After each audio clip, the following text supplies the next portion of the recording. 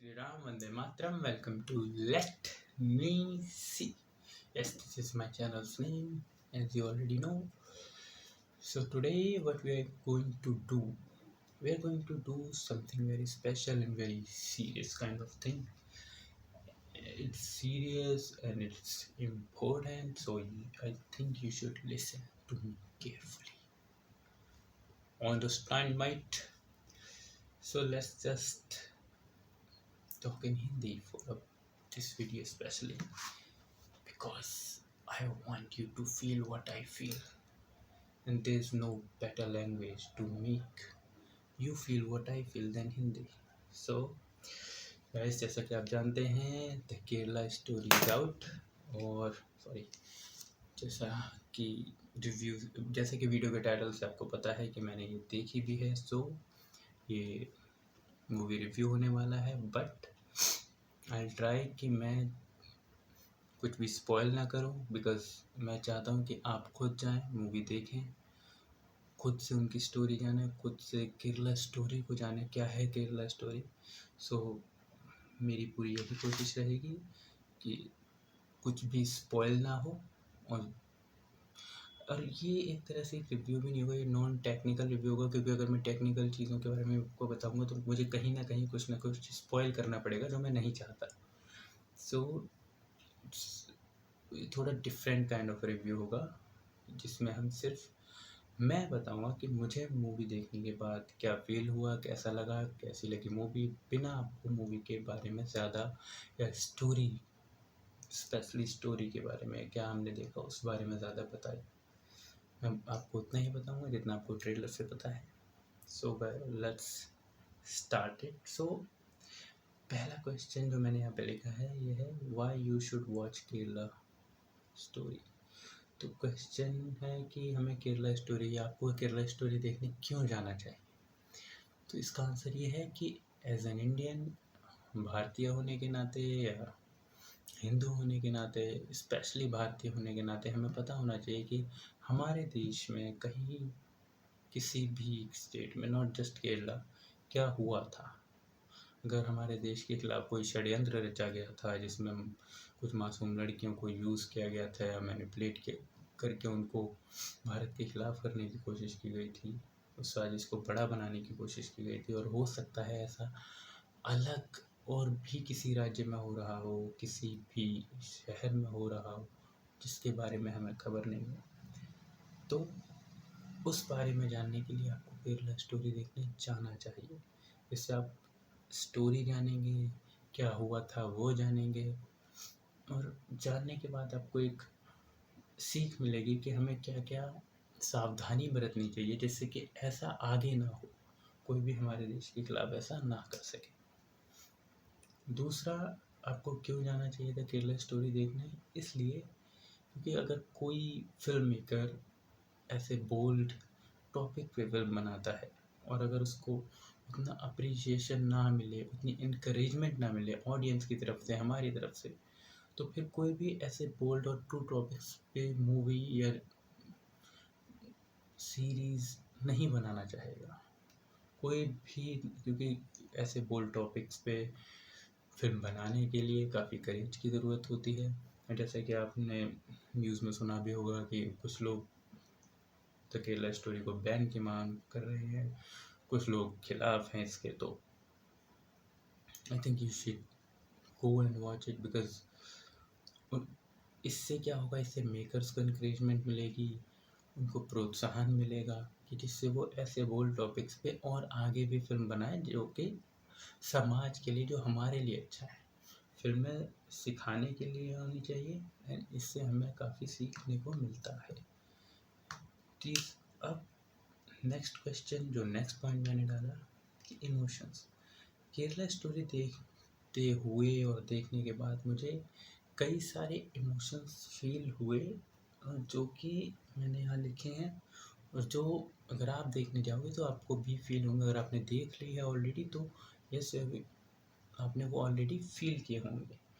तो पहला जो इमोशन था वो था गुस्से का, एंगर। मुझे बहुत एंगर फील हुआ है, गुस्सा आया खुद पे, अपनी सोसाइटी पे, या जिस तरीके से हमने काम किया है हमारी सोसाइटी ने उस पे, कि आप एक चीज़ इमेजिन कीजिए कि हमारे देश के किसी स्टेट में इतनी बड़ी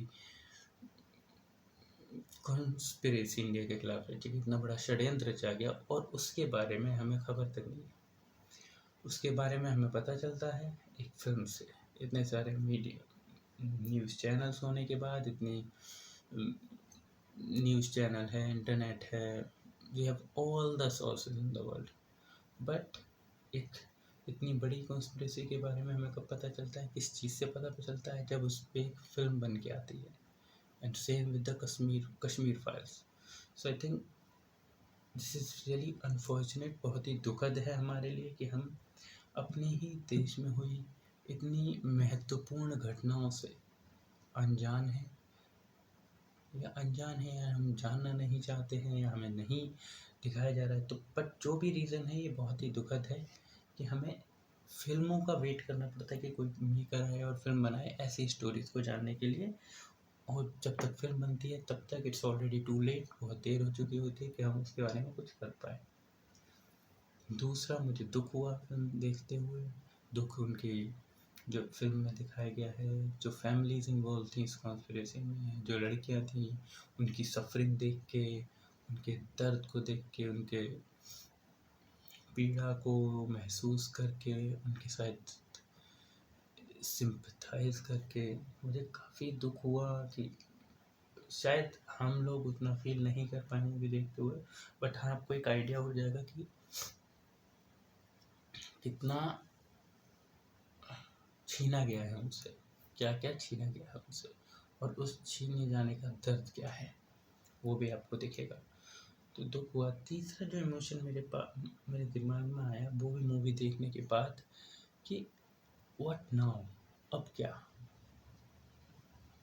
इन द सेंस कि मूवी देख ली, जो जिस पे इस टॉपिक पे मूवी बनी है वो पास्ट है, तो क्या कर सकते हैं अभी, अब क्या करना चाहिए, अब ऐसा क्या करना चाहिए देखने के बाद? क्योंकि आई फील कि हमारी लाइफ में, हमारी सोसाइटी में बहुत कुछ गलत है, गलत हो रहा है, गलत किया गया है। तो अभी हमें क्या करना चाहिए? क्या हाँ फिर से किसी मूवी आने का वेट करें? ऐसा तो नहीं। सो मैंने कुछ पॉइंट्स लिखे हैं यहाँ पे जो मुझे लगा कि जो सही होंगे।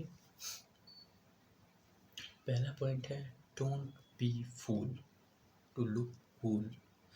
आज की जनरेशन की मेन प्रॉब्लम यही है, जो नहीं हो रहा है, कि हम कूल दिखने के चक्कर में फूल बनते जा रहे हैं।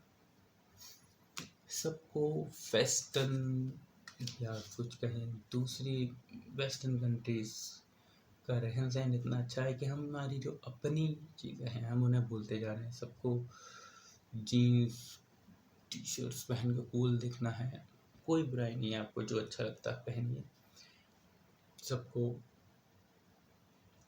बाहर की तरह बात करनी है, बाहर जाना है, जो वो सब आपकी मर्ज़ी, आप कीजिए। बट मैं कहता हूँ कि साथ में जो आपकी खुद का कल्चर है, खुद की जो रिलीजन है, खुद की जो लैंग्वेज है, खुद का जो पूरा एनवायरनमेंट है, उसको मत छोड़िए। जो आपके ट्रेडिशंस हैं, जो आपकी चीज़ें हैं, उनको मत छोड़िए, उनमें प्राइड लीजिए, उनसे एम्बैरेस फील मत कीजिए। आज क्या होता है कि अगर कोई अच्छा है, कोई अपने धर्म को मानता है, कोई डेली सुबह उठ के पूजा करता है, कोई मंदिर जाता है, कोई अपने धर्म के प्रति सहज है, जो कि होना चाहिए, तो दूसरे लोग उसका मजाक उड़ाते हैं कि बड़ा पुजारी बना फिरता है। तो यही मेंटेलिटी है जो हमें गलत ले जा रही है।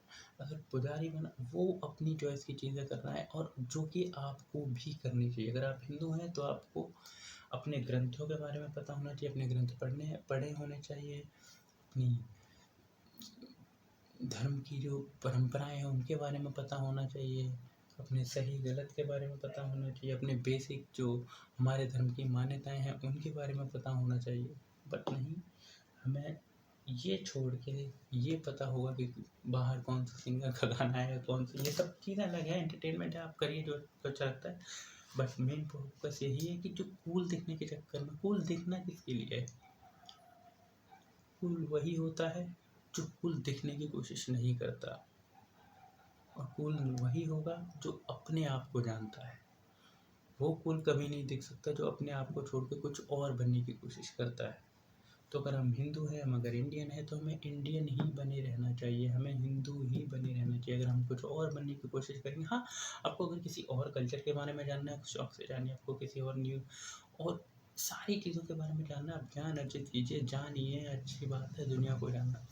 बट आप ये मत भूलिए कि आप हिंदू हैं, आप इंडियन हैं, ये आपकी पहचान है। आप जिस भी रिलीजन के हैं, उस रिलीजन में प्राइड लीजिए। दूसरा जो मैंने पॉइंट लिखा था वो था स्टे रूटेड, जो कि लास्ट पॉइंट से ही कनेक्टेड है। जो भी पेड़ अपनी रूट्स छोड़ देता है वो गिर जाता है या हवा के साथ उड़ जाता है।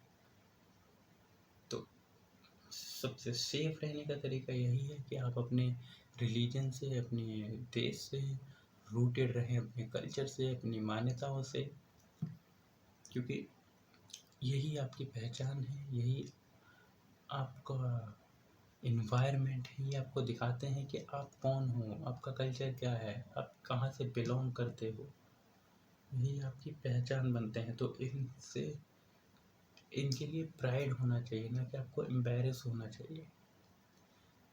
रिलीजन इज़ एक गर्व की बात है कि हाँ मैं एक हिंदू हूँ। ये आपके लिए कोई शर्म की बात नहीं होनी चाहिए। अगर आप धोती पहनते हैं, अगर आप कुछ भी पहन के जाएं जो आपके रिलीजन में मान्य है, उसको पहनने में आपको गर्व होना चाहिए, एम्बैरेसमेंट नहीं। तो मेन कहने का मतलब यही है कि जब तक आप रूटेड रहेंगे आप सेफ रहेंगे। जब आप अपने रूट्स को छोड़ देंगे तो आप मैनिपुलेट करने आसान हो जाएंगे। जो अपने धर्म को अच्छे से जानता होगा, अगर आप हिंदू धर्म को अच्छे से जानते हैं, उसकी ग्रंथों के बारे में पता है, तो आप इतने वाइज हो चुके होंगे कि आपको मैनिपुलेट करना बहुत मुश्किल होगा। कोई भी आके आपको मैनिपुलेट नहीं कर सकता, कोई भी आके आपका एडवांटेज नहीं ले सकता। लेकिन अगर आप अज्ञानी होंगे, अपने धर्म के बारे में नहीं जानते होंगे, तो आपको मैनिपुलेट करना बहुत ईजी होगा, जैसे कि आप फिल्म देखने के बाद जान पाएंगे।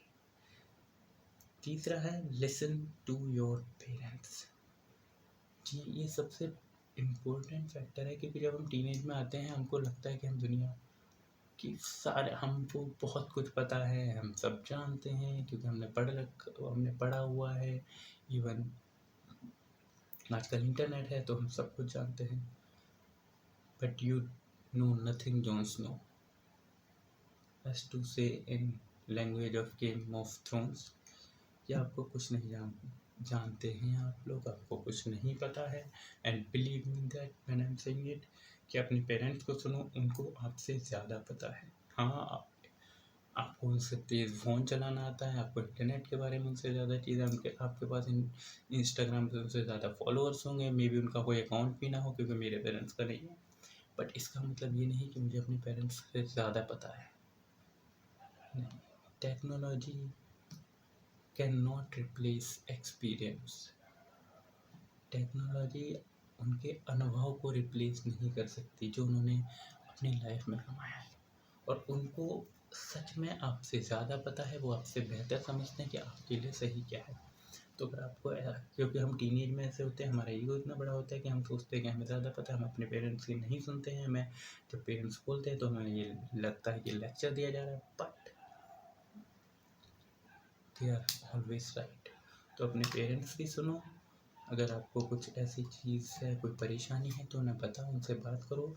Stay close to your parents, stay close to your family, because in the end वही लोग हैं जो रियल में मैटर करते हैं, वही लोग हैं जो हर सिचुएशन में आपका साथ देंगे। कोई सोशल मीडिया अकाउंट नहीं, कोई आपका नया फ्रेंड नहीं, कोई नहीं। Your family and your close friends, your real friends, इनके पास रहिए, इनसे बात कीजिए, इनके साथ ज़्यादा से ज़्यादा समय बिताइए। क्योंकि अगर आप इनके पास होंगे तो आपको कोई भी अनजान व्यक्ति जिसके इरादे ठीक नहीं, वो आपका फ़ायदा नहीं उठा सकता।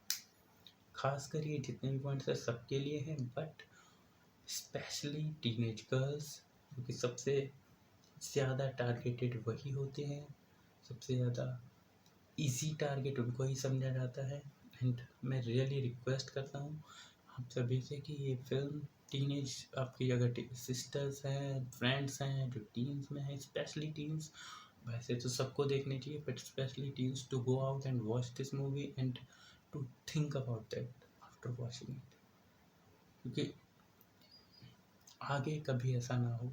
We don't want history to repeat it again. We don't want another movie on another controversy that were hashed against India. So इसलिए जितने भी टीनेज गर्ल्स हैं उनको देखना चाहिए कि किसी भी अनजान व्यक्ति पे भरोसा करना कितना मुश्किल होता है, हालत कैसे भी हों.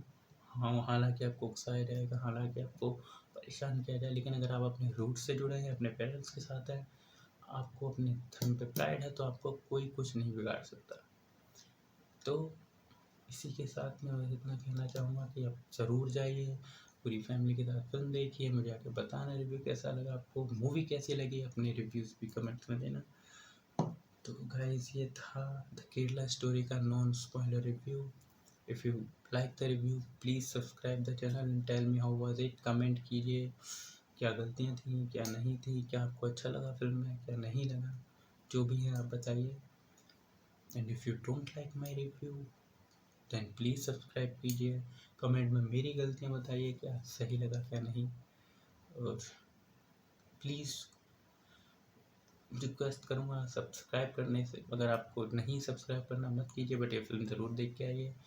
That's all I want to say. And take pride in your religion.